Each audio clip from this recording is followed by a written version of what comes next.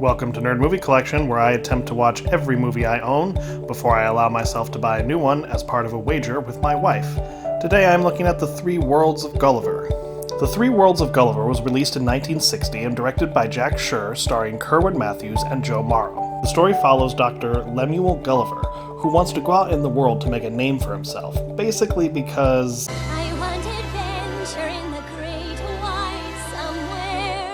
okay, there's a little more to it than that. See, Gulliver is engaged to a woman named Elizabeth, and so he feels like he needs to provide for them, so that's why he's going out to seek his fortune. After getting on a ship to embark on his adventure, Gulliver discovers that his fiancée has stowed away on the ship, and unfortunately for them, the ship goes into a storm and sinks, leaving them separated and Gulliver marooned in a strange land.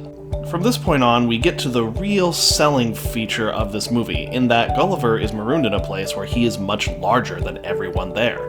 They're basically doll-sized to him, and he's a giant.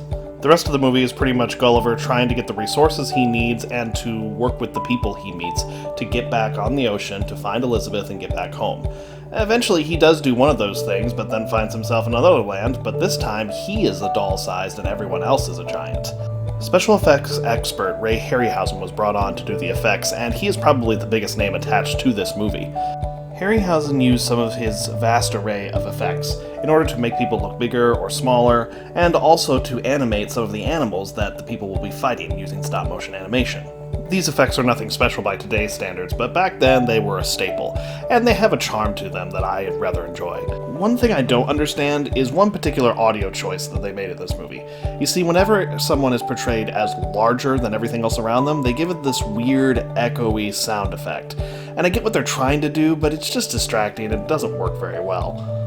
Also, many of the characters are fairly two-dimensional and rather campy, and while this isn't the most nuanced choice, it does make for some fairly entertaining dialogue if you're in the right state of mind. Some of those rather campy moments led to some quotes from the movie that my friends and I will never forget, and we still find ourselves quoting them to this day. Reading this movie was more difficult than I thought it would be. See, it's the kind of movie that I enjoy, but I also understand that it's very dated, and there's probably a lot of people who might watch this and be bored with it.